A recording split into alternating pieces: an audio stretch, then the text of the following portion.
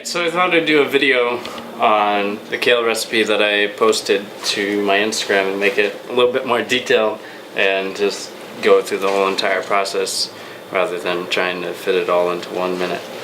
So I've got my kale, I'm gonna wash it, and we'll get started. Really all you need is a cutting board and a knife, you know, in a bowl to put the kale in once you've gotten it prepared. So this is about the standard size of a bunch, maybe even more than you would get at the store. If you get it from me at the farmer's market, it's even more than this. So we've got 1, 2, 3, 4, 5, 6, 7, 8, about 9 large leaves of kale. And the best way to de-stem it is to just slide your hand off of it. You get a little bit of stem towards the end, but you can just tear that out, you know, and if it's not that thick, it really doesn't make a difference. So de-stem it all, throw the remains in compost, feed it to chickens, whatever you got. What, 1, 2, 3, 4, 5? 5 or 6 is plenty for a large bowl of this kale salad. And we'll grab a knife. Just kind of bunch it up with your hand.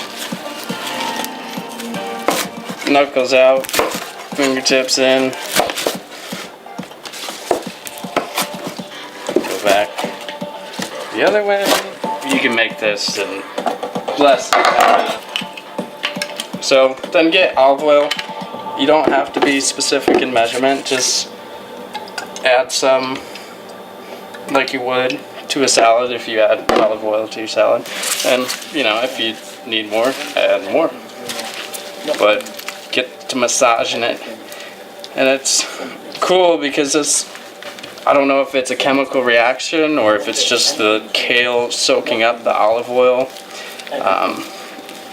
But just kind of like with balsamic too, although you wouldn't want to completely drench this in balsamic, it breaks down the cell walls of the plant, but you still have fresh greens, which are going to contain the most nutrients, and makes it a little bit more palatable.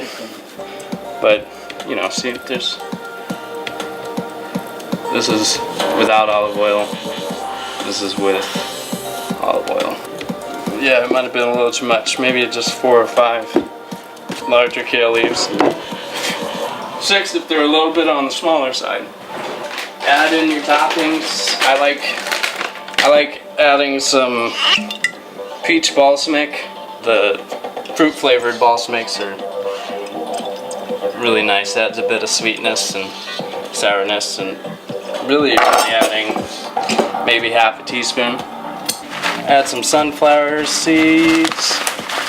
I like adding cranberries.